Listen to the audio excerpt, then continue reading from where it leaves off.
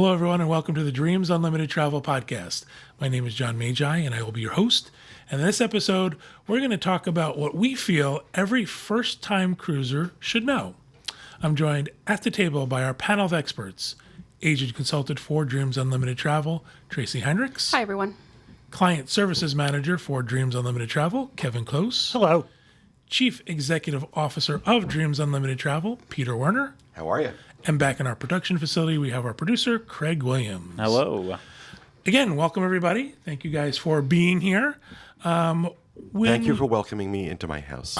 You're very welcome into your own house. We oftentimes, when we're trying to think of what we want to talk about on a show and what we feel we want to cover, we try to look back at what the things we get as questions from our clients or potential clients. And a lot of it comes from our first-time cruisers. Right. They're confused about what they need to do, when they need to do it. They want to make sure that they're doing everything right. A lot of the stuff that we can cover is actually regardless of the cruise line you choose.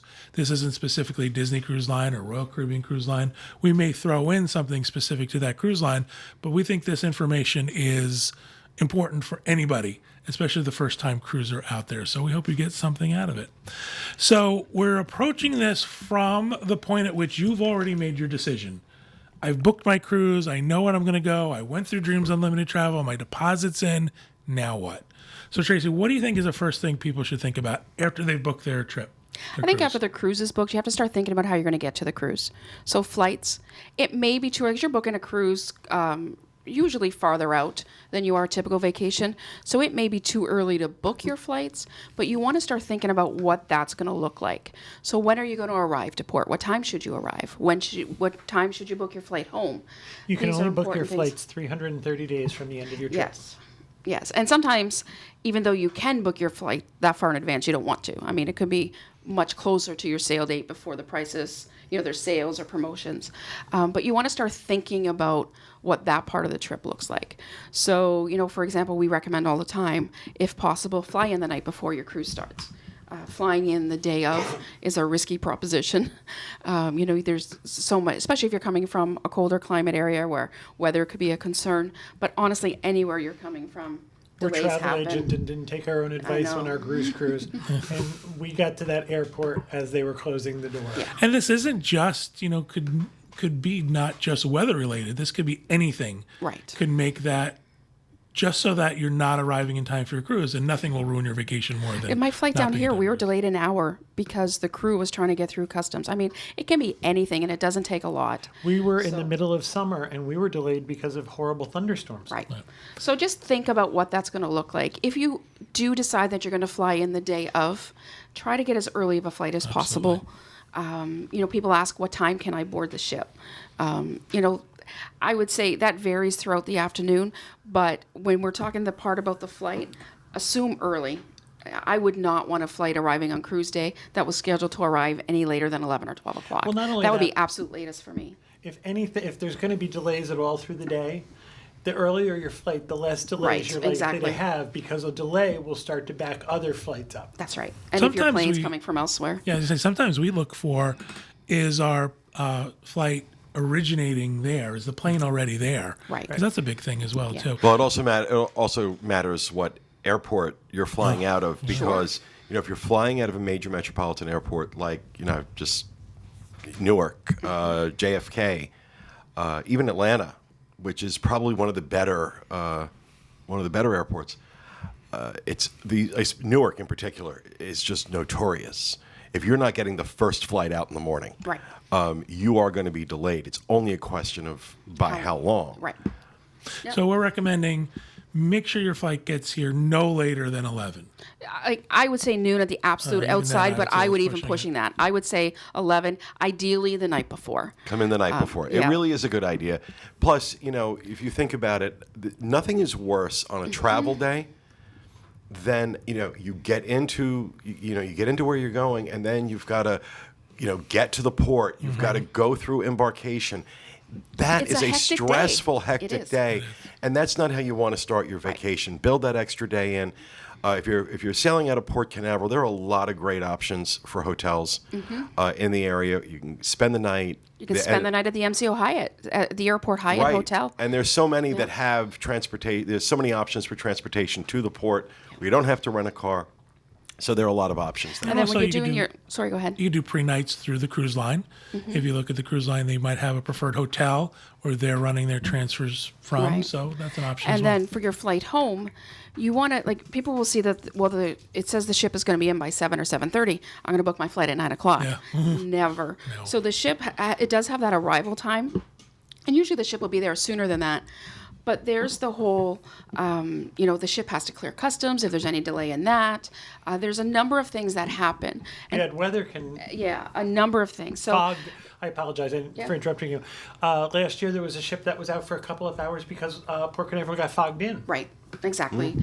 So anything can happen. So again, going out, like I know at a Port Canaveral, Disney recommends, I think now it changes a little bit here and there, but 12 or 12:30 or later. It depends on how far, your port is from the airport. And there's a number of factors to consider. If I was sailing from Port Canaveral, I would really recommend 12:30, 1 o'clock.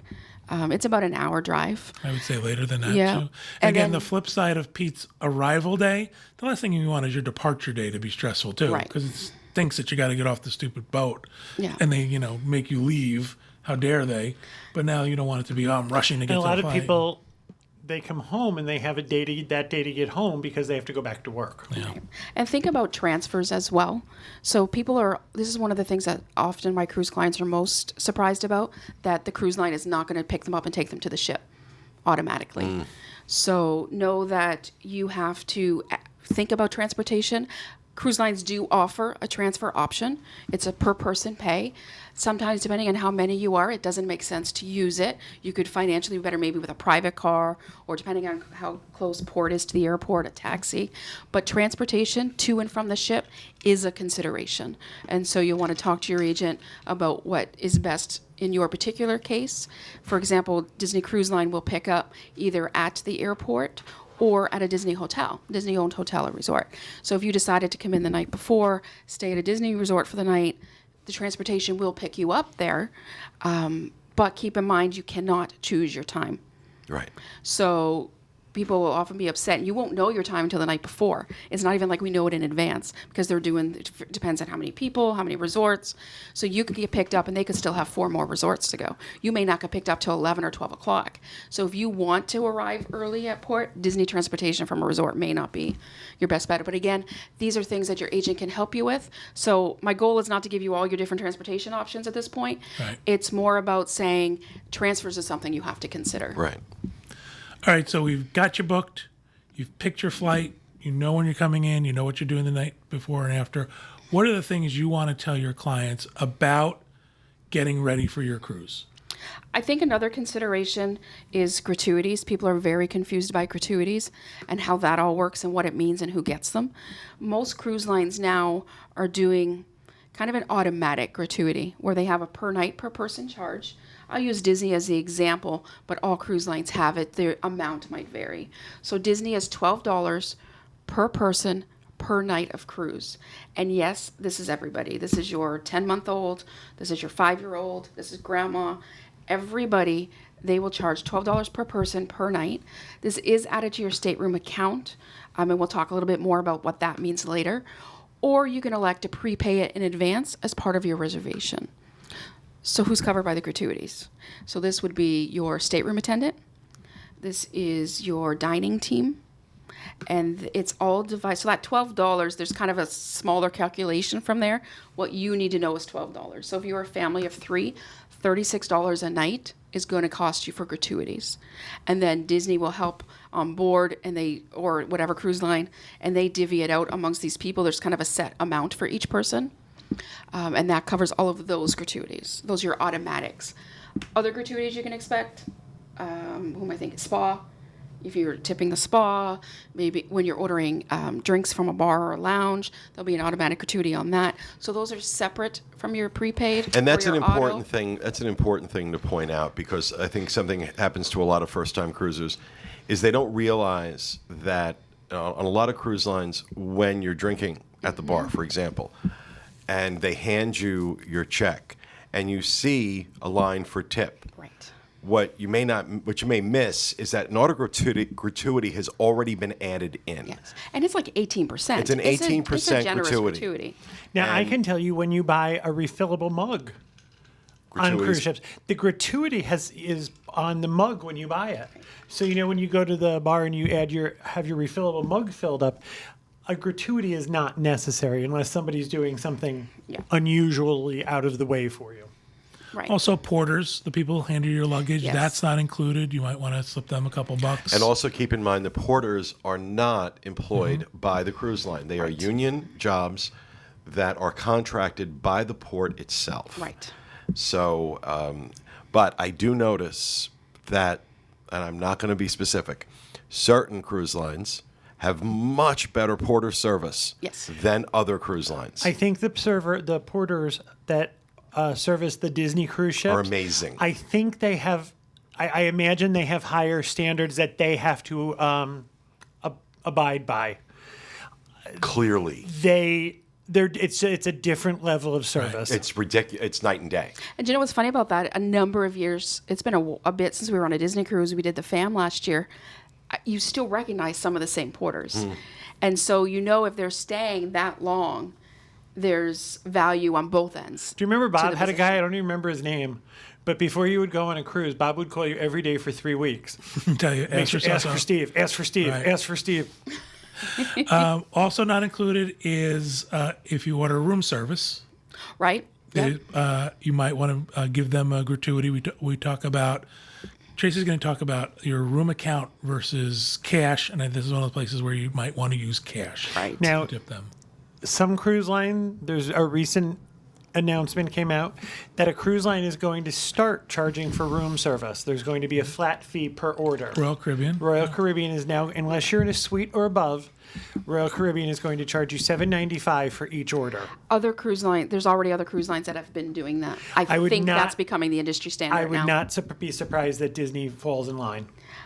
Disney may or may not. I know some of the others, like Celebrity, Norwegian. Norwegian's been doing it for a while. They kind of slipped it in quietly. I know Royal Caribbean got a lot of heat If the about rest it. of them, if they're but doing it, you Given Yeah. the price difference on Disney, That's the only they thing I'm really wondering. they're going to have a hard sell on that. I mean, it's not going to stop them from doing it. Would you tip if you're being charged for room service? the chances are that if you're being charged for it, there's already a gratuity to add it to it. Yeah, I agree. Yeah. And in terms of gratuity, let me just say this too. You got to remember these guys on these ships are working 16-hour days, 7 days straight. Right. They get very little time off. So I may get annoyed with some of the auto gratuity. I kind of keep that in mind. They're not being paid minimum wage. That is why these ships are flagged in every country but the United States. Right. It has to abide by the labor laws of the country in which it's flagged. So you will have a hard time finding. I think there's only one that I know of. Pride of America, Norwegian, is an American flagged vessel because it sails only in the Hawaiian Islands. So it has to abide by all American labor laws. So everybody's got to be paid minimum wage. However, we found the service level on that ship was much less. We didn't think the service was as good as when they're flagged someplace else where people are working for your gratuity. I think the difference is when you have people who are working to send money home to their families, I think the commitment level is higher than if you have college students working for the summer. I'm going to say, this may get me in trouble. I'm just going to say something. I just think the general work ethic of a 21-year-old from Romania is a lot better than the work ethic of a 21-year-old from New York. Sometimes it's opportunity. What is someone yeah, giving and you I think, opportunity and they it's might and not have it's had? history I think it's definitely a different level. One thing I want to say about gratuities: if you're with a cruise line that has beverage packages or dining packages, there isn't usually an 18% gratuity added to those packages as well. So know that, like, if you see the price of a beverage package, when you see your total, there's going to be a gratuity added to that. Norwegian, for example, has a promotion where they're offering free beverage package, but then people are like, but my cruise just went up by $200.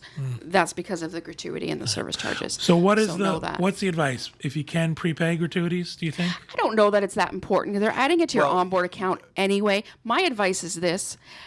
If you're booking a cruise, please consider the gratuity as part of the cost of the cruise. Right. It's not an afterthought. It's not if you have enough money left, because pricing for the cruise, the people that are helping you all week, the people who are there to make sure you're having a great time, they're relying on these gratuities. Well, also the importance of prepaying your gratuity is that you're not on that 9.5-hour line the last night of the cruise at guest services. You'll see that the last night of a cruise, everyone who did not prepay the gratuity and didn't think about doing it the other 6 days of their sailing are down at guest services, and the line, they'll have like ropes up, and you'll see the snake's line. And that's people who are settling by cash. If you've got a credit card on your account, because they automatically add them now to your stateroom account, you don't have to do that anymore.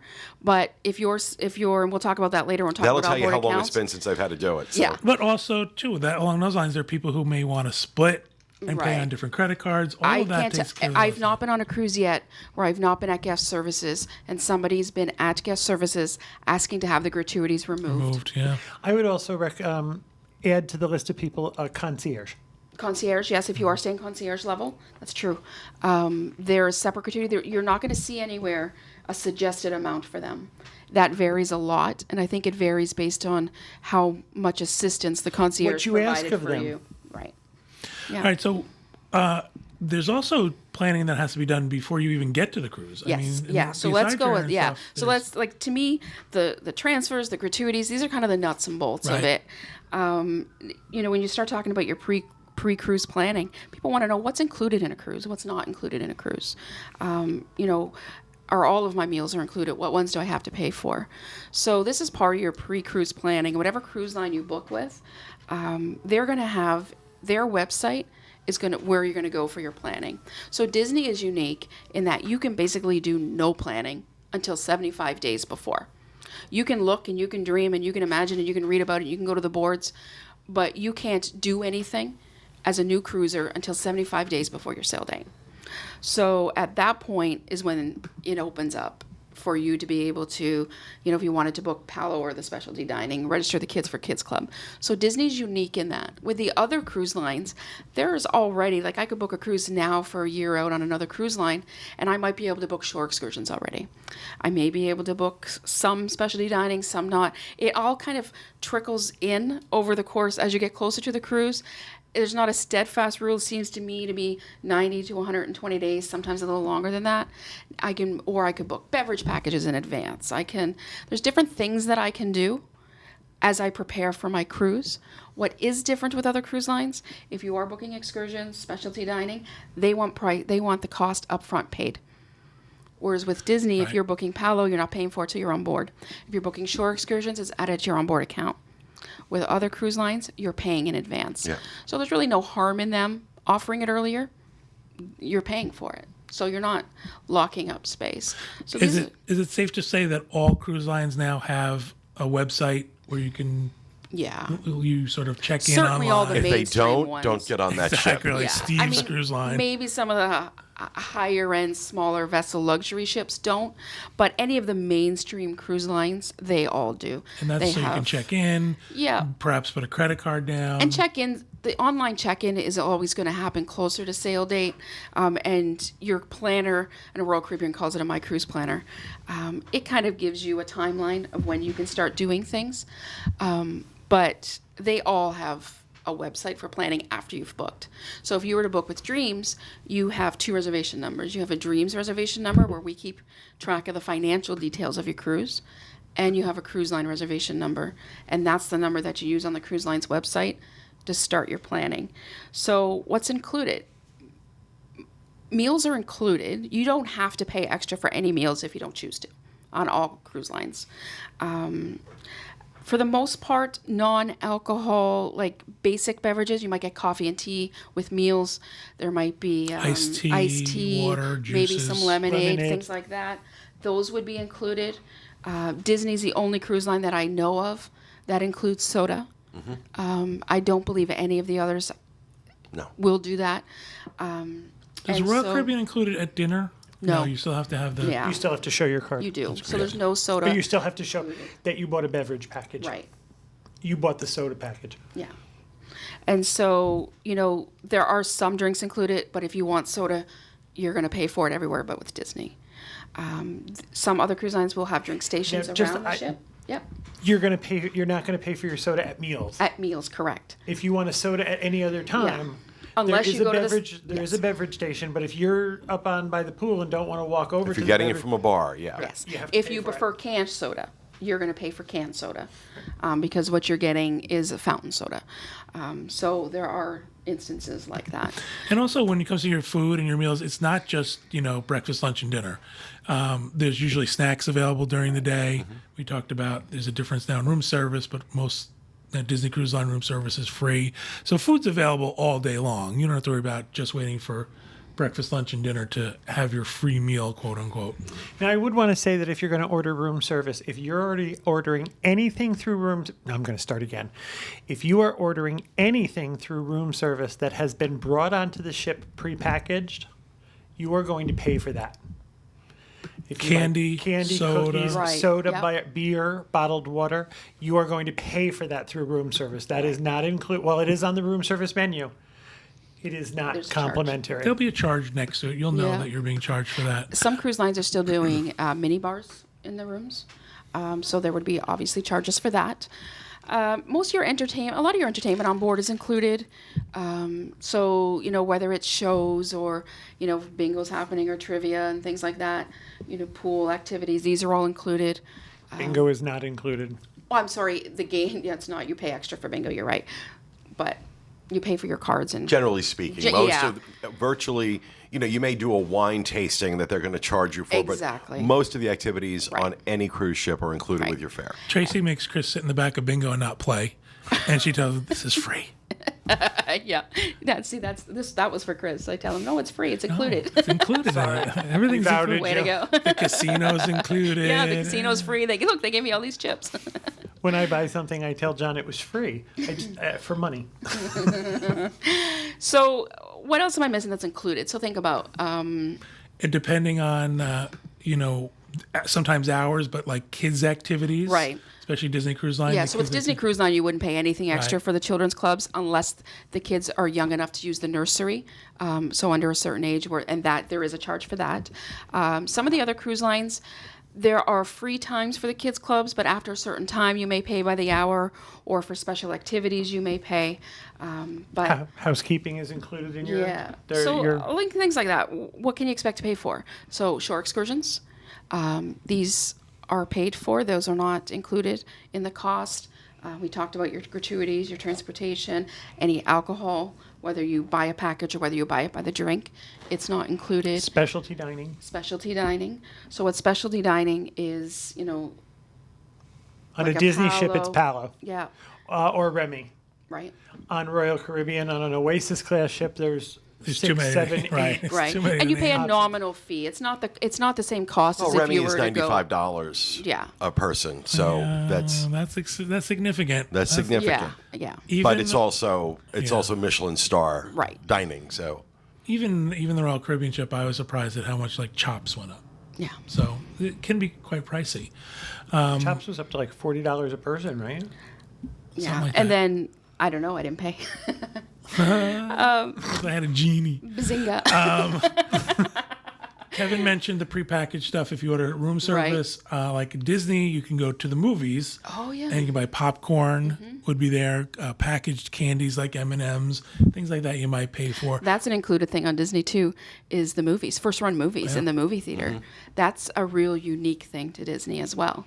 When we go on cruises, I always think if I could take the things I love from a Right. Disney cruise and cram them to the things I like of another cruise line, I could make the perfect cruise. And one of the things we always talk about is Disney's movie theater. no, it's great. All ships have a spa. So spa is something that you would pay for extra. Most ships now also have some kind of specialty coffee area We might go and you might get a quote unquote Starbucks style coffee that you'd have to pay for. But if you wanted regular coffee, that's included. Something else to mention the first time is about the spa and a lot of things that you can book online. You might go in if you don't get into that window, especially true on Disney, and see sold out, sold out, sold out. Remember, keep in mind that they hold back a certain number of spots and reservations for people who are not booking online. So even if you don't get what the spa appointment you want, as soon as you get on the ship, go right to the spa, and chances are you're going to get what I you want. would say that with paddle a lot of times too. Yeah, for sure. And also with the spa, if you're not particular about what type of treatment you're looking for, but you want to try it, when you get on board, I always wait to see what specials they're offering. They often have, support day specials or a 3 for special. So maybe you could try it that way as well. Not I've also necessarily seen booking in specials if advance. you're willing to come off hours, if you're Yep. willing to come early in the morning or later at night. Yeah. Yeah. So keep that The in other mind as thing well. that's some other stuff that's not included is think of anything that would be extra. Like when we go to Castaway Key, we get a cabana. There's an extra charge for a cabana. Royal Caribbean does the same thing for their private island. Anything you would buy in a shop. Right. However, you can go on any cruise and just pay what you paid to get on the cruise and still have a good absolutely time. can. Yeah. There's no reason why you have to pay for anything. You stop in the ports, getting on and off the ship is free. Right. You don't have to have a shore excursion. So, people say, well, that's where they get you. They nickel and dime you. You don't really have to. I know there's a little bit, Bugsy Malone there. Yeah, really. But you don't have to do any of these things. Get him, Mickey. Right. You can easily eat in the restaurants. You can easily enjoy what the ship has to offer and not pay additional to your cruise price. So, just to point that out. And to also folks. with shore excursions, people ask, I think they get caught up in thinking they have to do a shore excursion at every port. I don't buy into that at all. I don't do a lot of shore excursions when I travel, especially through the cruise line. There's some exceptions. I think Alaska is a place where, See, now I disagree with you on that. For first-time cruisers, for people that have done cruising before and have seen, I can't count the number of times I've been to the Caribbean.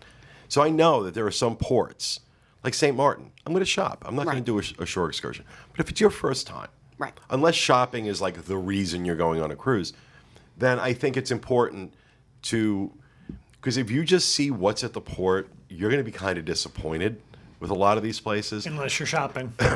Well, even then, sometimes, depending on where you are. But I think some of these shore excursions really do kind of give you a look into this place. yeah. John and Some I do. usually do a shore excursion if we have not been someplace before. If it's our first time there, most places offer what they call the island tour or the port tour where you're going to get an overview of what you're seeing. We'll do something like that. But I remember on one of our first cruises, we did a shore excursion to see the ruins at Tulum. I loved it.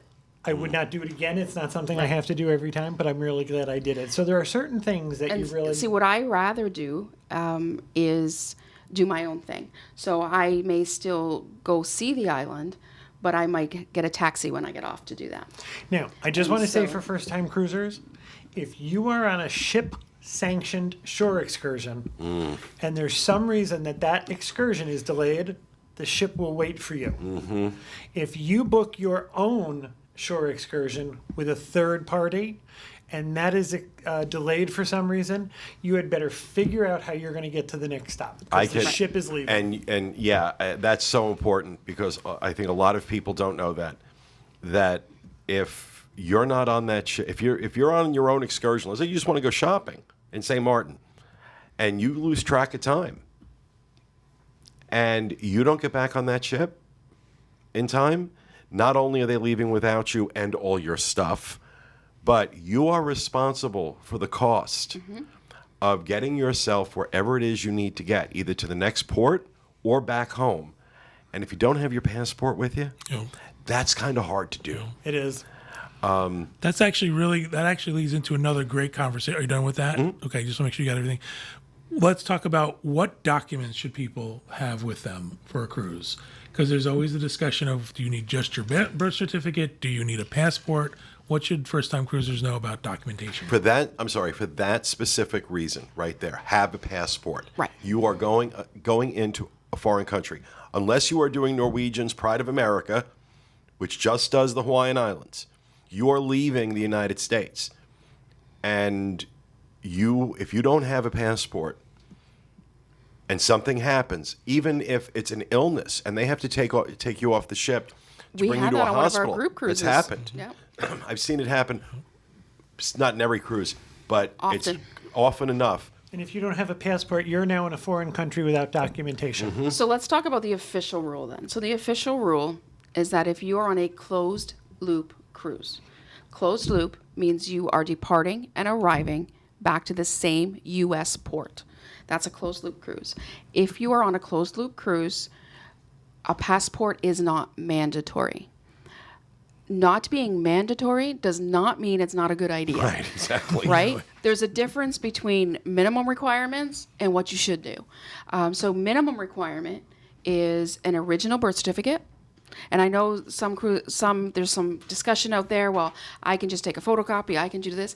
You can do whatever you want, but the cruise line has final say as Right. to whether you get on that They ship or accept not. that. And for a while, it said it had to have a raised seal on it. It does, yeah. Well, this is a point I want to make to folks. The laws have adapted as Homeland Security has changed.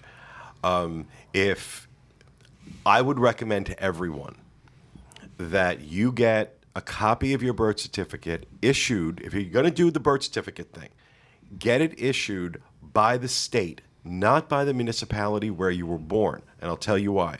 When I went to get my passport renewed, my birth certificate was from Hudson County, New Jersey. Federal government will not accept birth certificates issued by Hudson County because there was a problem with them being stolen. And so the only way I could get my passport renewed was to get a birth certificate from the state of New Jersey. Raised seal, and that's the one I keep with me now. So it's a good idea just to be on the safe side. They're never going to turn down a birth certificate issued by the state. They may turn it down if it's issued by the county. So that would be my recommendation. If you are going to do this with a birth certificate, which I don't recommend No, I doing. would say that's the But bottom if you line are, for me. Don't do get it. a state-issued birth certificate. You do not want to find And out when bring you're the original. You can make copies to leave at home, but travel with the original. have to. I And would also also- tell you that's true with your passport. Whenever we travel anywhere, we bring our passports with us, but I have a color copy of our passports in another part, in a different piece of luggage, tucked away in a pocket. I also have a photo of it on my phone. Yeah. And But yeah, get a passport, people. but in addition to the, let's it. finish up first. Just in addition to the birth certificate, adults also need government issued photo ID. So it's not just your birth certificate. You need the photo ID, and it has to be valid. You can't show an expired driver's license. It has to be valid photo ID. So that's your minimum requirement. Now, we're only talking closed loop cruises here. As soon as you're talking about other countries, you're sailing, you're doing Alaska from Canada, you're into passport situations now. If you're sailing from Seattle to Alaska, officially U.S. residents technically don't need a passport for that because they're crossing on a closed loop cruise. But in Skagway, if you're going to take the train trip up into the Yukon, you're crossing the border, you need a passport. You need for a that leg. passport. Yep. So, there's a lot of ways and reasons why it comes back to you need a passport. And nobody travels thinking that an emergency is going to happen or the worst is going to happen. But if you hear nothing. And we also get the question, passport book versus card.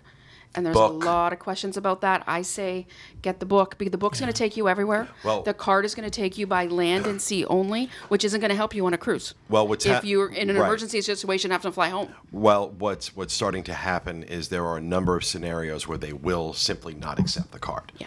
So the card is good as maybe Like photo ID for somebody who doesn't have a driver's license. I Yeah. can see it.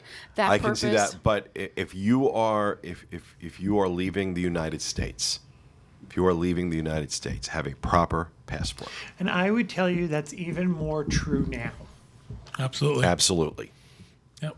Spend the money. Take the time to do it. It's not a hard process. It's Adults' not expensive. passports last for 10 years. Right. Children last for 5. Right. Because they change so much over that time. All right, excellent. So let's go on to packing. A lot of times people want to know, what should I pack for my cruise? Should I pack my ball gown? Should I pack a tuxedo? Is it all right if I just have a bathing suit every day? Chris Heinrichs. There are. What can I borrow? What can I borrow? Still one of the funniest stories ever. Really? So let's talk about what we would tell folks to pack. And obviously, this again is a personal decision. Please don't take what we say as gospel, and please don't write to me and go, "I can't believe you forgot to tell me to pack X, Y, and Z." This is just from our experience. So, what do you guys say? Well, the first thing you want to know is what's the dress code for your cruise line? Each cruise line will have a variety of rules around dressing. I would say most are going more casual than they used to be. And some will still have a dress up, and it's more of an, not an alternate, more of an option. That's the word I was looking for. Thank you. You're welcome. It's more of an option than mandatory now. So you will still see ball gowns and tuxes. I think they're fewer and farther between. Right. I think if this is how you interpret formal wear, and that's how you would like to dress for dinner or for a certain night, please do it, because I enjoy watching people dressed up. But just because I don't choose to, that's okay too. I tend to be on the more casual side. Mm-hmm. I'm very respectful, and I'm not wearing cutoffs, and my bikini's not going to dinner. On dress-up night, on formal night, John and I have been known to either order room service or go get a burger on deck. Mm-hmm. We choose There are alternatives. not to participate in Right. renting a tux or buying a tux, only because that's not how we enjoy traveling. Right. So what we do is we make other arrangements. There's a buffet. I would like to go back and show the picture of Tracy in cutoffs and her bikini top, if we could bring that up on the screen. We should show You that. really Like have to Dukes of decide how your family. Stop. Now pretend she's a penguin. You really have to pretend, or you have to decide. You don't have to pretend anything. How your family is going to enjoy their vacation.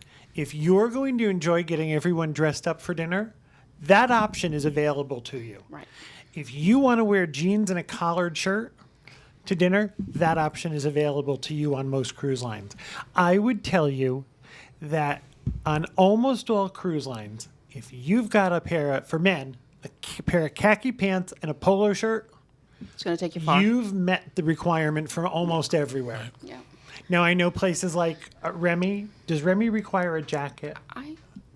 I don't know. I've That's a only good eaten there question. once, I and it was know a brunch. Yeah, I think they did. I don't know that it's changed. I don't know 100% that it Some has. restaurants It's- might require a Right. jacket. Like Remy's, even no jeans. No jeans. Right. So you got to be aware of the dress code specifically for your cruise. But for men, I can't speak to women because I don't know what the equivalent of khakis and a polo shirt is for a woman.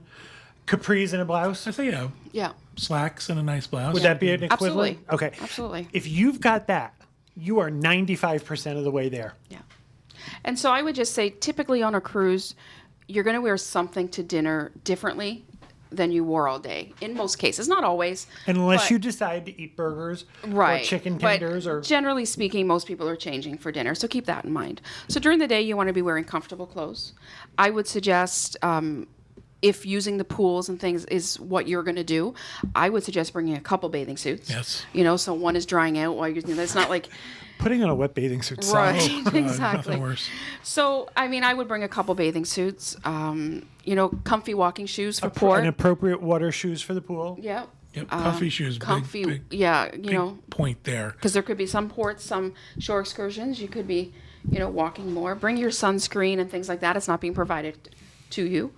I do want to say that I know some people are probably going to freak out, but if you really didn't want to, you wouldn't have to pack things like a shampoo, Right. because those are provided, and soap are provided by the cruise line. I know some of us are picky Right. about our shampoos and things. If you have your own, obviously that you prefer, you would bring it. Most cruise lines now are not giving you shower gel, so And if you you're need like me a and hair you want- iron, just pick one up in port. or a Anyway, flat yeah. iron. A flat iron, is that what it's called? A hair iron. You tried to be cute, missed I the mark did. just slightly. Would have been funny if you got it I right. get Yeah. really. Yeah. Wah, wah, wah. But here we go, another win. Win for Tracy. Also, I also want to point out too that don't freak out if you've forgotten something like a toiletry. These are available on Right. the cruises, on the ship, in the stores.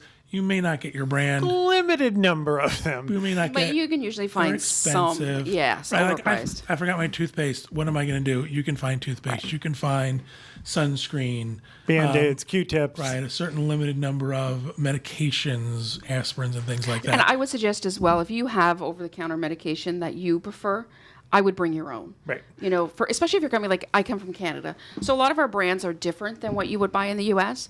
So we bring our own. And that's going to be different than what you would find in Mexico also. Right. The other She thing. likes her Excedrin, eh? Oh, that was bad. It was. Bad. Grown. Motion sickness, that brings us to motion sickness medications. There's a big variety in that as well. So motion sickness is something we get asked a lot about.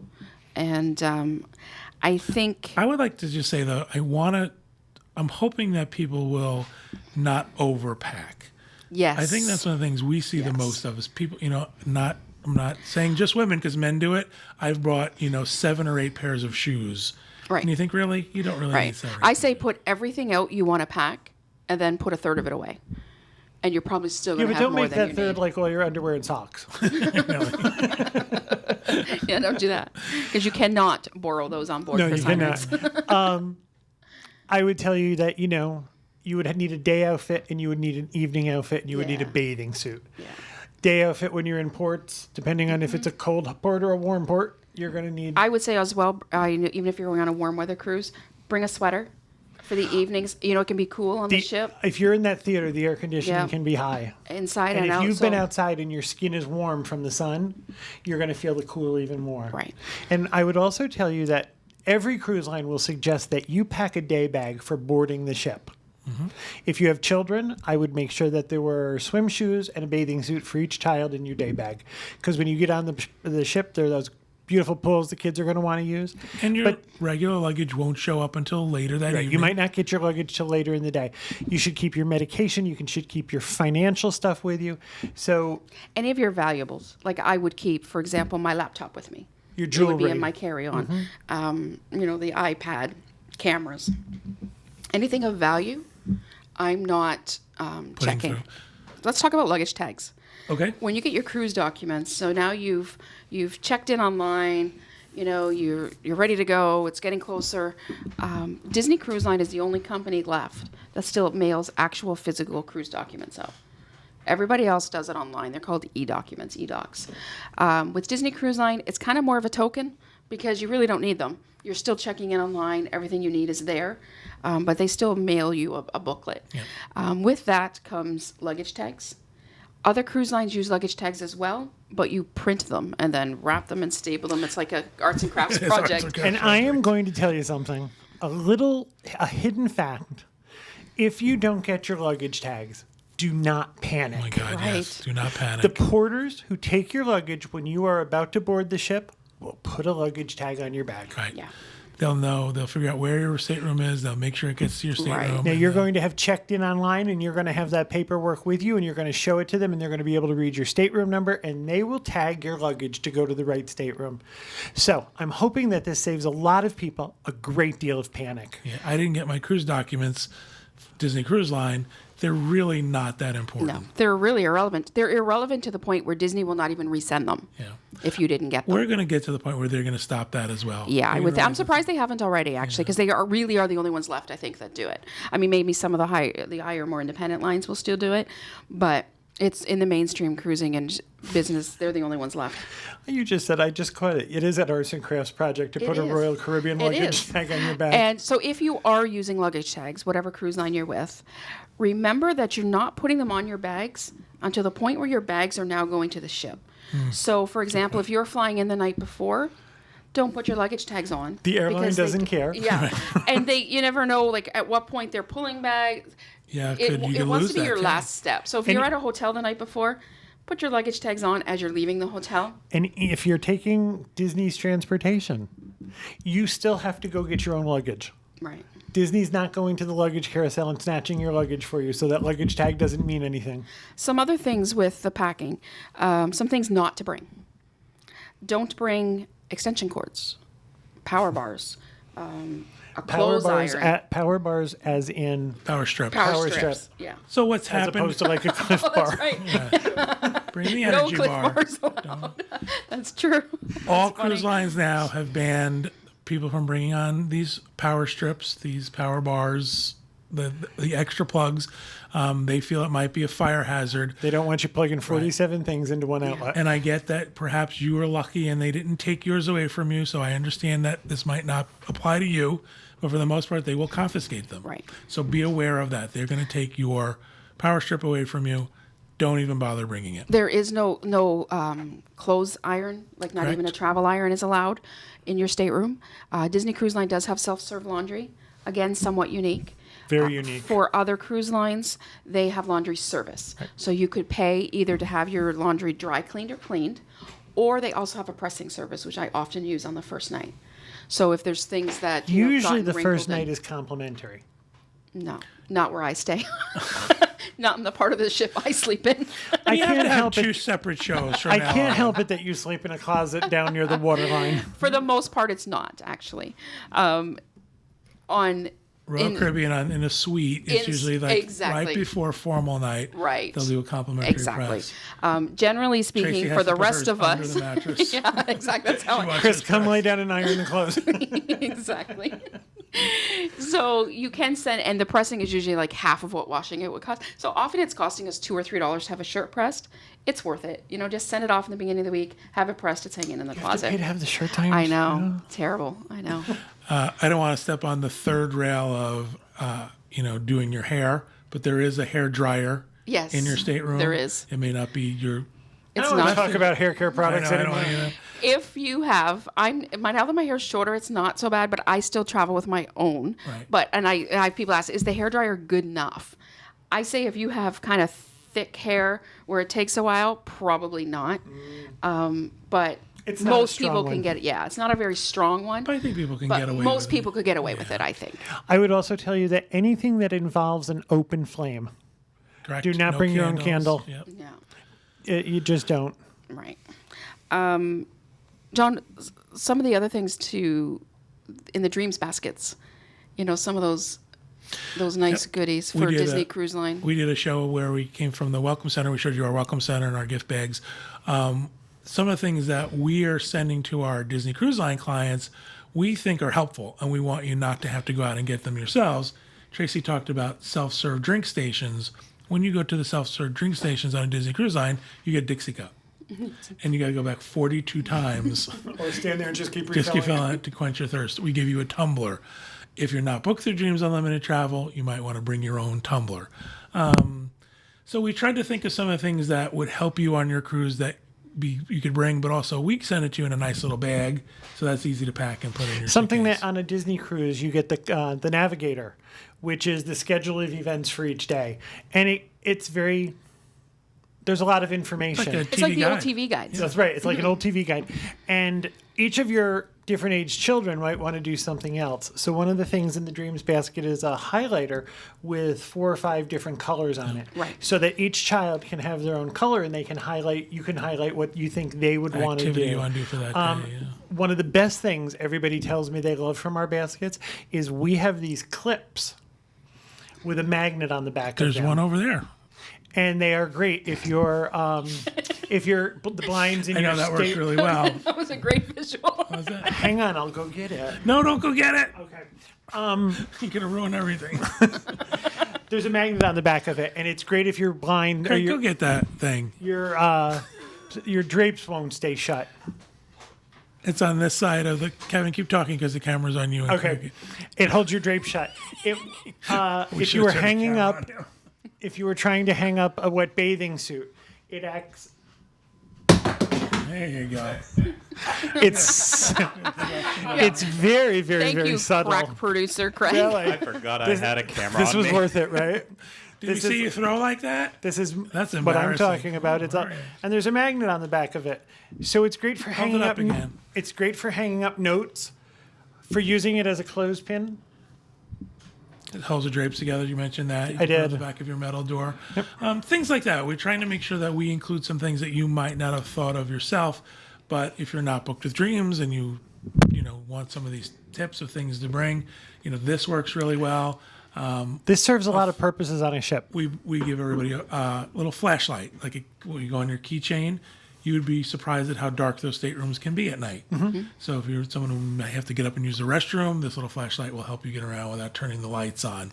So think about, just those little things that would make your cruise You a also little bit may better. want to bring a travel clock. A lot of staterooms don't have a clock in them. Well, they had a clock, but it was that old propeller that you had that turn. you couldn't see in the dark. You had to turn every light in the stateroom on to read it. That's true. I think nowadays people with their smartphones and things like that, Right. that's, Can just open the phone No. or turn the phone on.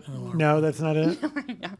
because you don't want to turn your smartphone on because you don't want to pay for roaming charges. Yeah, exactly. Exactly. You can set that a certain way so you could still get the clock out of it, right? Do you want me to help you? Again, packing is a personal thing. We don't want to tell you exactly what to pack or not to pack. Hopefully we Yeah, just chances are you don't need as much as you thought you did. That's kind of the point.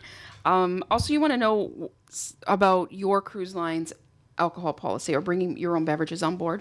Some will allow a little bit, some will allow none. So if this is something that you're interested in doing, you just want to know the policy of the cruise line that you are sailing. And I if was going to tell you not to get into that. Just tell them to go to the cruise line exactly. website because it might change 10 minutes. It from does. now. Caribbean seems to change all the time. They Right. all do. They all do. It's all Yeah, over if you're the traveling place. on Viking encourages you to bring your own. Just saying. On the river cruises for sure. So we touched on bringing a carry-on on Embarkation Day. Let's talk a little bit more about what people can expect on Embarkation Day, because I think that this is something that confuses a lot of folks. Right. I don't, what am I doing? Where am I going? So now, whatever you've decided for transfers, however way you've decided you're getting to the ship, you've arrived at port. She went back too far. So at port, when you arrive, the first thing you're going to do is there's going to be somebody to take your luggage from you. And if you haven't put on a luggage tag, they're going to put one on for you. Right. This is the time that happens. And then your luggage will show up in your room later in the day. Sometimes late in the day, depending on where you are in the process. So, you want to have the stuff in that carry-on that Kevin was talking about. You want all those valuables, your meds, the bathing suits for the kids is a great idea because they're really going to think about getting in that pool. So once your bags go from that point, very important, make sure you have your travel documents with you in your carry-on. Your passports, your check-in documents, whatever you need at the port, have it with you. Now, I just want to say that because we've talked about the fact that luggage can get there very late that night, almost all clothing requirements, dress codes, are just off for the first night. Yeah, the first night's you will usually see pretty people casual. show up in t-shirts and shorts, and it usually just means that their luggage hasn't arrived in time for dinner. And so then the question becomes, what time do I arrive at port? And you'll hear two different opinions at this table, because I know you guys prefer to arrive later, and I'm as early as I can get. As the boat is pulling away, I would like to put my foot on the boat. And there are two reasons. I had to have no reason to go and stand in line. Right. And there's usually a line as the ship opens. Yeah. And For some people, I apologize for Yep. interrupting, but for some people, their cruise starts at the terminal. Right. And especially for Disney Cruise Line, because the terminal is beautiful and there is Disney characters and there are things to do there, people want to go early. It's just a personal preference. I like to be out. I don't like the line part of it, and often you're right, it is there in the beginning as it's the ship's clearing. So the ship's arrived, people have gotten off, it's cleared customs. Now your crew has to prepare the ship for your cruise. So usually most cruise lines by 11:30, 12, they're starting to board. So as people have been arriving through the morning, it does get a little bit hectic. And then when they first say, okay, it's time to board, there can be lines. It can be a while. But what I like about it is being on that early. So I'm on time. I'm having lunch on the ship.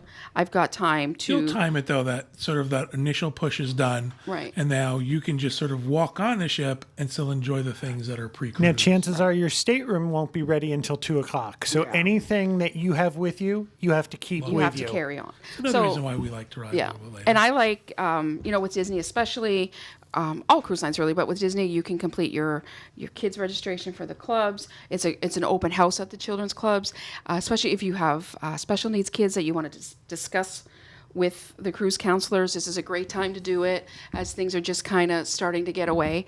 If you haven't booked all your specialty dining, if you want to book some spa appointments, I kind of call it housekeeping day. You can kind of get all the business out of the way to begin your cruise.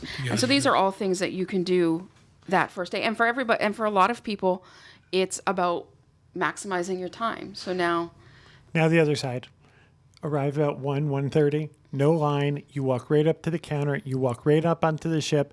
By the time you're on the ship, your stateroom is ready. You put your stuff down and you go to lunch. I don't have children. I don't book spa appointments, so it's not a problem. Right. But that's how we do it. That way we don't have to wait in line. There's no standing around waiting for them to clear anything. You show You up. also get rid of that initial rush at lunch where everyone is headed to lunch for the first time and there's this giant line. and none of them have ever eaten before. Right, exactly. The first time you've eaten in years. And every table, every seat is gone. We're able to get there a little bit later. But again, personal preference. Now, in my opinion, my cruise doesn't start until the muster drill is over.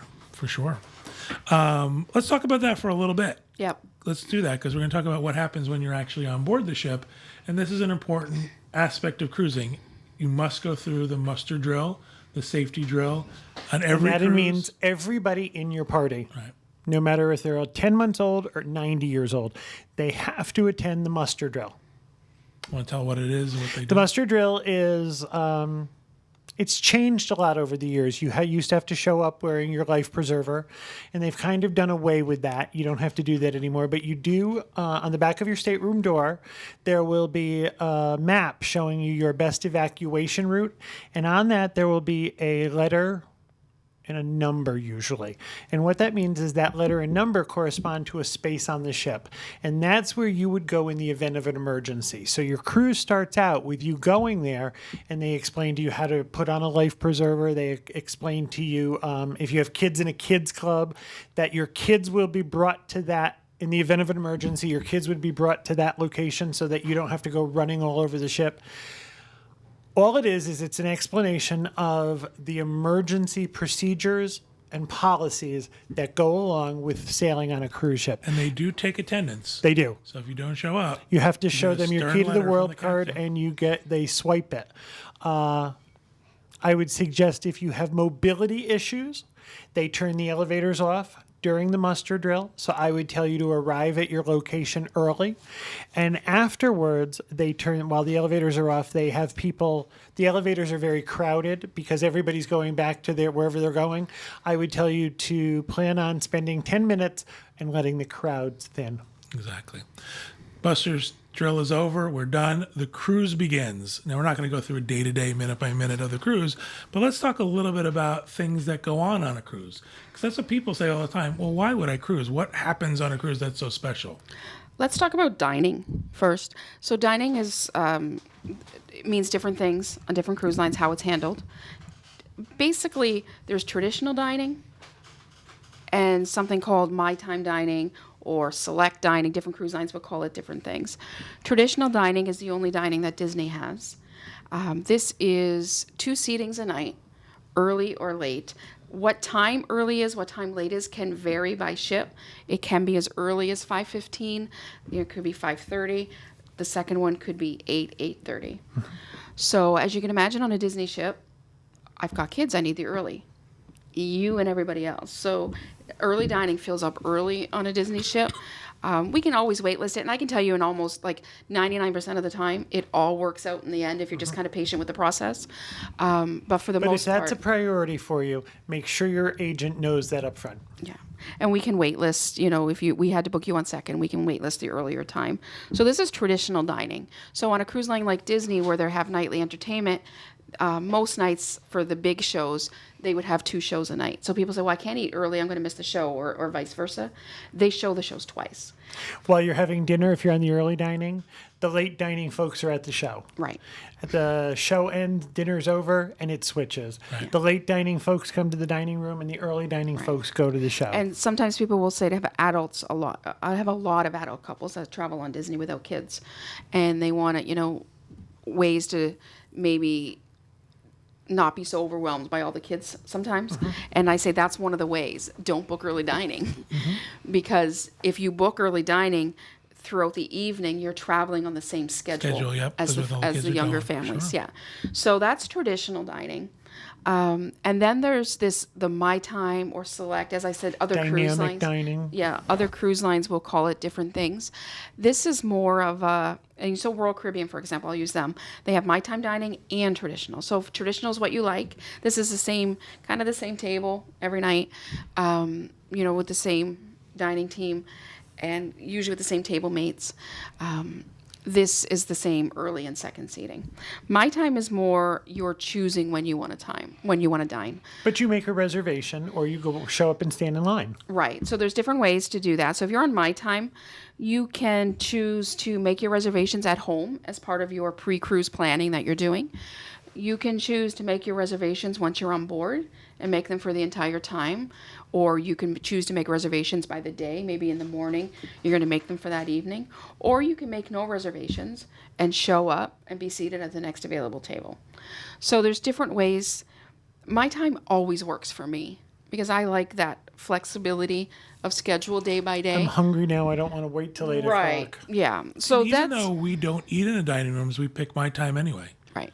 We just say, you know what, let's not take a seat from somebody else. Let's not worry about that. We're just going to do My Time and we'll go do our own thing. Right. So one thing that is unique to Disney is something called rotational dining. So rotational dining, Disney has 3 very distinct restaurants on each of their ships. So rotational dining means you move from restaurant to restaurant each night. You don't have to make reservations for these. These are not, you don't choose ahead, well, which night am I going to be in each restaurant? This is all done automatically by Disney. So you will move with your table mates, your wait staff.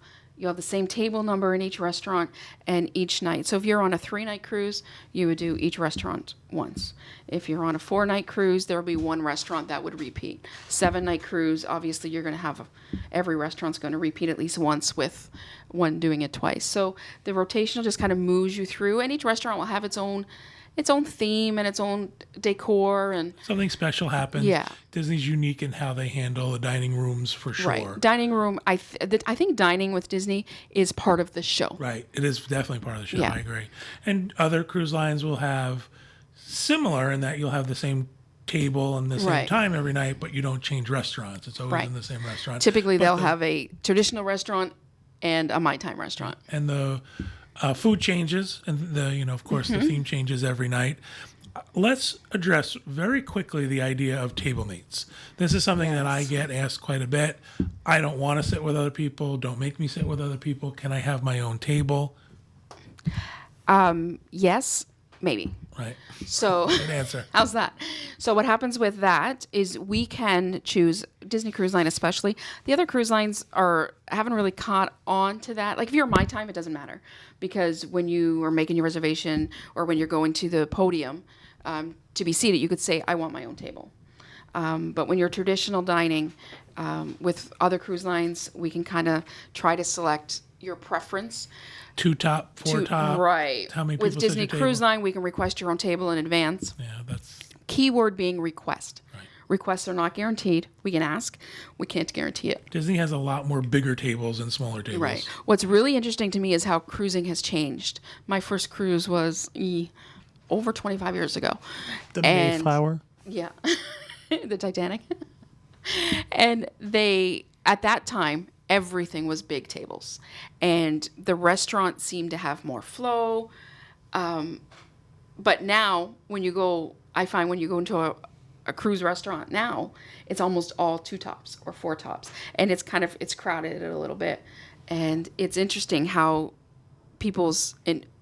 your dining mates used to be part of the cruise. And I know for some people it still is, but for the majority of people, they're like, no, I just want to eat by myself. We've had both So- experiences. We've had the experience where we sat with people we liked and made friends with during the cruise, and we sat with people we didn't like during the cruise. However, the whole My Time and additional restaurants has changed that. Has for us. changed the face of The dining, other I way think. you can guarantee this is travel with enough people to fill up a big table. Right? Yeah. You just 6 people Yeah. together. So your own table, if this is something you want, mention it to your agent. It's something we can request, try to make it happen for you.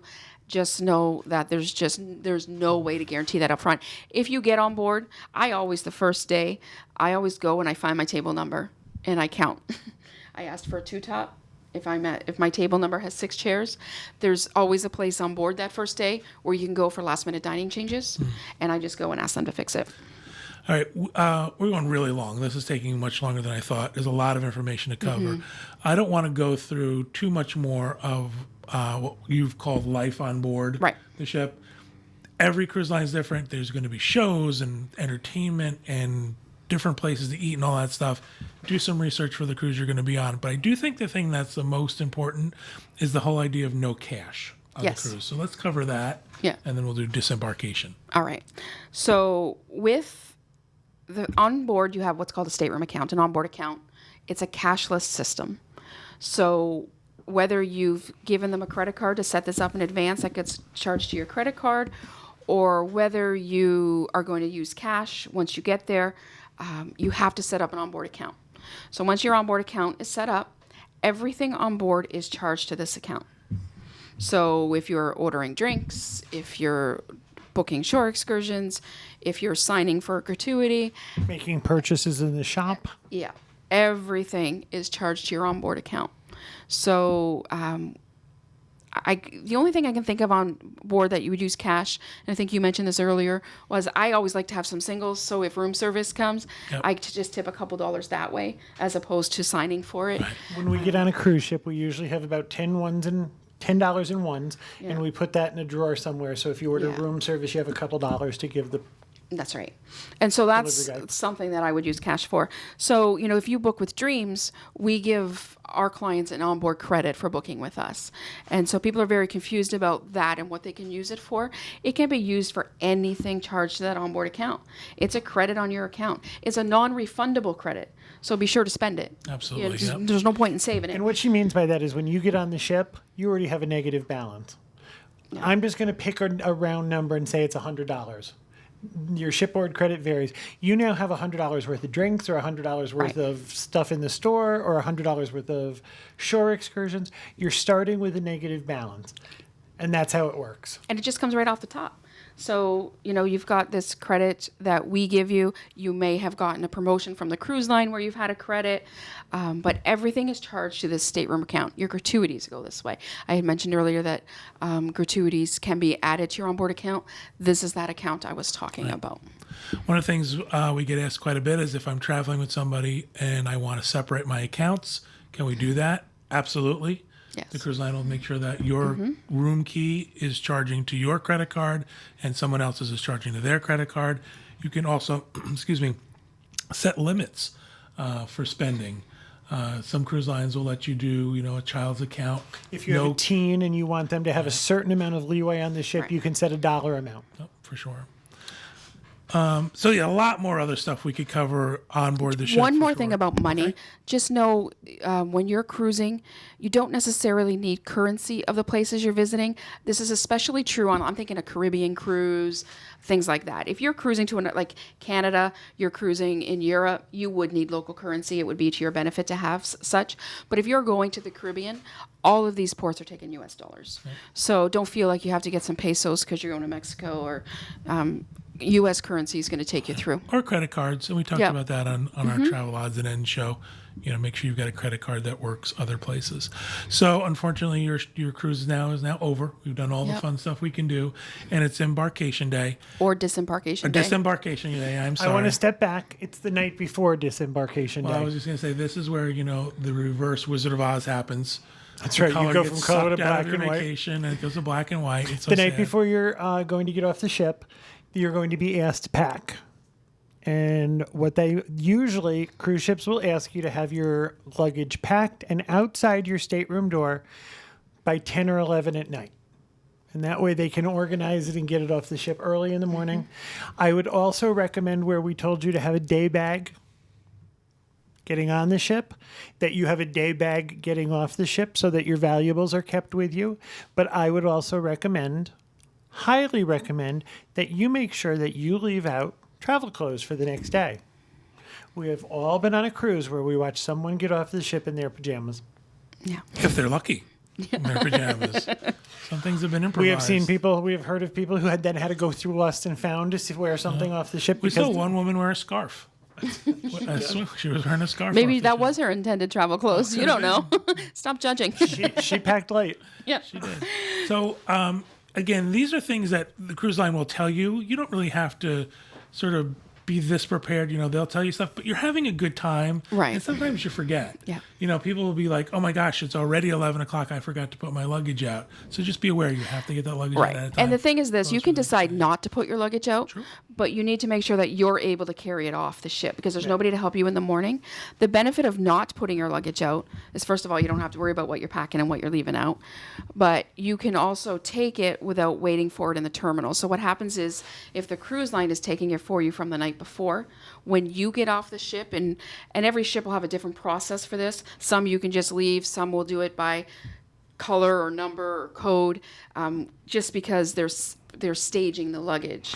For you Also, to it's exit. going to how your luggage is numbered or on Disney ship charactered depends on what time you can get off the ship. That's what Tracy, I think, was getting at. Yeah, Yeah. she didn't say it well though. She was going to say that. Yeah. Right, you're going to disembark the ship according to when your luggage is ready. Right. Right. They don't want the people with the last number getting off the ship first because your luggage is still on the Right. ship. So if you don't want to go through that process, or you're in a little bit of a rush the next morning, then you can carry your luggage off as well. Know a couple things. You must be able to carry it yourself. There's right. Elevators are difficult to get because everybody's getting off at the same time, so there could be a wait for an elevator, but it is an option, and we probably do it more often than we don't. We find it more convenient to do that. It depends on how much luggage you have and what you brought with you. We talked about having cash.